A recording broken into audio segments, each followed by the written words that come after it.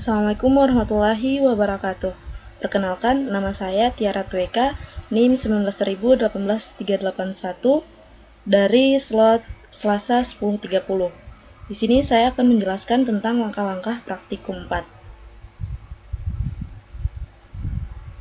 Yang pertama, jalankan Jupyter Notebook melalui Anaconda Prompt seperti pada pertemuan praktikum pertama. Setelah Jupyter jalankan di browser, pilih New lalu Notebook Python 3.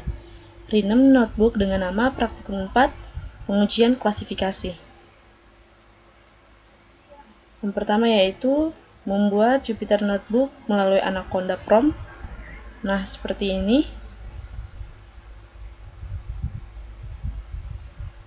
Jupyter Notebook lalu langsung connect ke browser. Nah, ini. Selanjutnya buat file dengan nama Praktikum 4 Pengujian Klasifikasi. Seperti ini. Kemudian lakukan import library yang akan digunakan pada praktikum ini. Seperti poin 1 sampai poin 4 dibuat seperti poin 1. Import NumPy, ASNP dan sebagainya. Selanjutnya, pada praktikum ini kita akan menggunakan dataset yang sudah tersedia dari library scikit-learn Python, yaitu dataset Iris. Dataset Iris berisi 150 data dengan jumlah atribut adalah 4. Dataset Iris merupakan data jenis tanaman iris. Nah, ini dia codingannya seperti ini. Iris dataset load iris. Selanjutnya iris data shape, iris target shape. Lalu hasilnya keluar seperti ini, 150, 4, 150. Selanjutnya yang keenam, kita akan membagi dataset iris ini menjadi dua bagian, yaitu data training dan data testing. Data training digunakan untuk membangun model klasifikasi, sedangkan data testing digunakan untuk menguji akurasi dari klasifikasi yang dilakukan. Library scikit-learn pada Python menyediakan fungsi untuk membagi data menjadi data training dan data testing.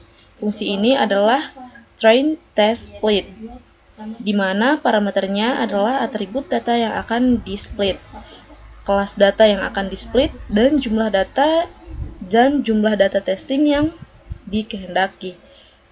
Tulisan kode berikut pada Jupyter Notebook.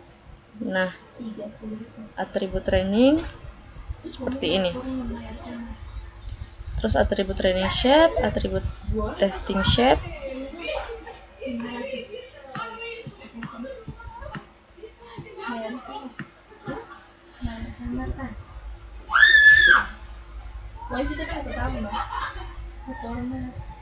Nah, perhatikan kita memilih test size 0,4.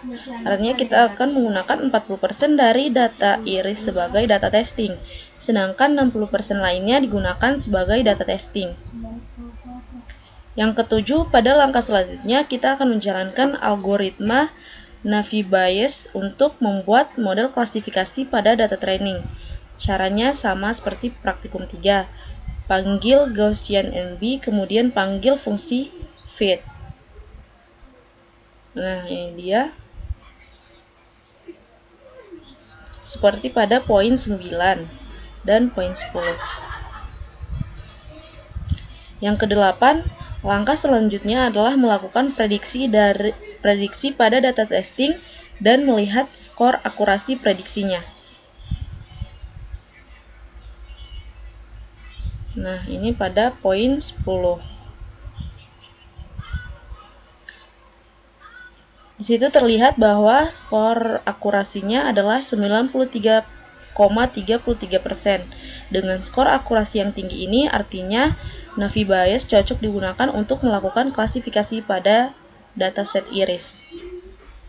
Yang ke-9 ini kita membuat model cross.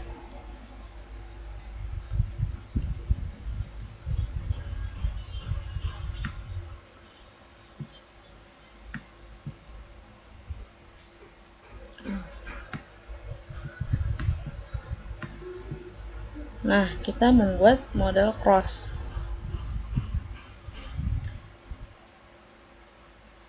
Untuk melihat akurasi pada masing-masing iterasi serta untuk menghitung rata-rata akurasinya. Nah, seperti ini. Akurasi cross. Kemudian arraynya akan ditampilkan.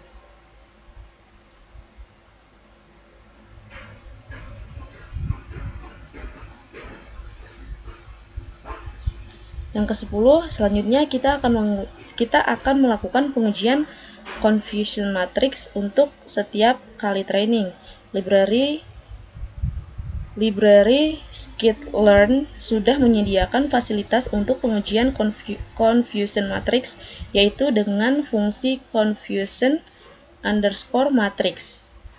Contoh, kita akan melakukan pengujian klasifikasi menggunakan confusion matrix. Nah, ini seperti pada poin 15, 16, dan di bawahnya. Confusion matrix, kemudian arraynya akan ditampilkan.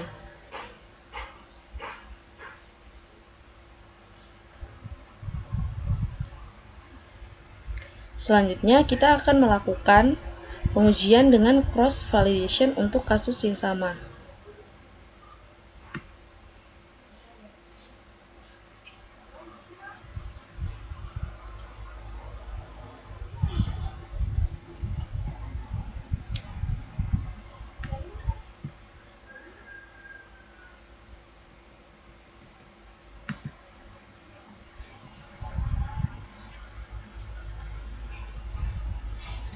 Pengujian klasifikasi Navi Bayes dengan cross validation.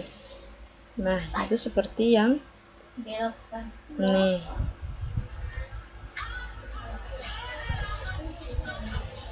Untuk melakukan pengujian klasifikasi dengan menggunakan cross validation, melihat akurasi pada masing-masing iterasi untuk menghitung rata-rata akurasi, presisi, recall, dan F1 score.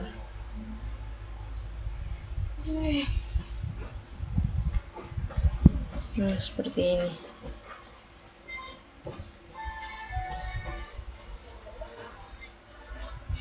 Akurasi measure.